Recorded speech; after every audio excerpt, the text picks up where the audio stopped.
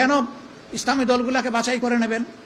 দেখেন, এই 5 তারিখের পরে দেশে পরিবর্তন আসার পরে কোথাও কি দেখেছেন বা শুনেছেন যে ইসলামী দলের কেউ চাঁদাবাজিতে লিপ্ত হয়েছে?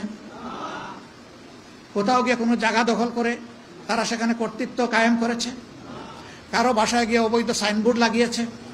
লাগায় নাই।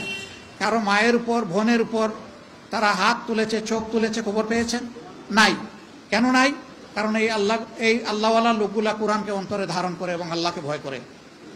তারা বিশ্বাস করে আমার কলমের জুড়ে, আমার গায়ের জুড়ে, আমার অর্থের জুড়ে আমি যদি কারো উপর জুলুম করি, দুনিয়ার কেউ দেখুক না দেখুক, আমার আল্লাহ আমাকে দেখছেন এবং এই ব্যাপারে আল্লাহর দরবারে আমাকে বিচারের মুখোমুখি হতে হবে। সেই বিচারে কোনো অবৈধ প্রভাব কেউ খাটাতে পারবে না। তার বিচার সম্পূর্ণ বাস্তব, সত্যনিষ্ঠ, নিরপেক্ষ, পূর্ণাঙ্গ।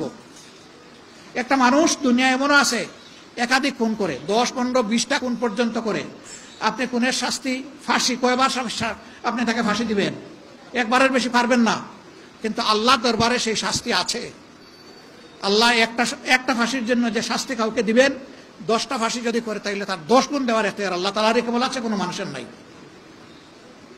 এই ভয় যখন একটা মানুষের অন্তরে থাকবে, তখন মানুষের জীবন, সম্পদ এবং ইজ্জত এই লোকদের হাতে নিরাপদ হয়ে যাবে ইনশাআল্লাহ।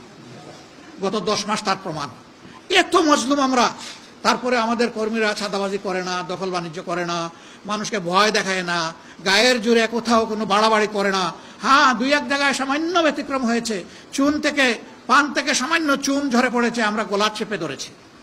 আমরা কাউকে খাতির করি নাই, ঠিক মতো তাকে আমরা আমাদের শাস্তির আওতায় এনেছি।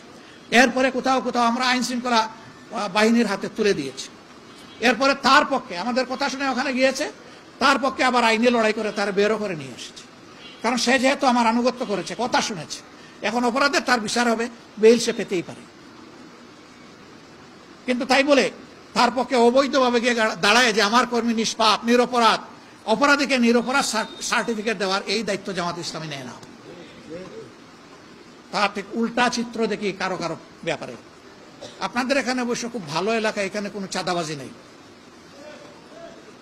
এখানে চাঁদাবাজি আছে? ওরে বাবা, তাই তো দেখি সারা বাংলাদেশেই আছে। দোয়া করেন এমন একটা শাসন যেন আল্লাহ তাআলা আমাদের হাতে দেন, যে শাসন দেশ যারা চালাবেন তারা নিজে চাঁদাবাজি করবেন না, আর যারা চাঁদাবাজি করে তাদের হালাল রুজির ব্যবস্থা করে দিবেন, যাতে তাদের চাঁদাবাজির প্রয়োজন না হয়। তাদেরও তো বাঁচতে হবে না? আমরা ইনশাল্লাহ তাদেরকে সম্মানজনক জায়গা করে দিব ইনশাআল্লাহ। এর আগ পর্যন্ত আমাদের আল্লাহ যা সম্পদ দিয়েছেন ভাগাভাগি করে খাবো, আর হাত ধরে বলবো, ভাই তুই চাঁদাবাজি করিস না। যদি আমাদের কথা শুনিস তাহলে তুই আমার ভাই, আর যদি না শুনিস তাইলে ভাই আমি তোর সামনে দাঁড়ায় যাবো, তোকে চাঁদাবাজি করতে দেবো না। ব্যবসায়ীরা অতিষ্ঠ, বলে আগে 1 গাঁঠে দিলে হয়তো, এখন 5 গাঁঠে দেওয়া লাগে। ডিগ্রি আগের চেয়ে বেড়ে গেছে। আমরা ব্যবসায়ীদেরকে বলেছি আপনারা আপনাদের দায়িত্ব পালন করেন, আল্লাহ সুযোগ দিলে আমরা ইনশাল্লাহ আমাদের দায়িত্ব পালন করব।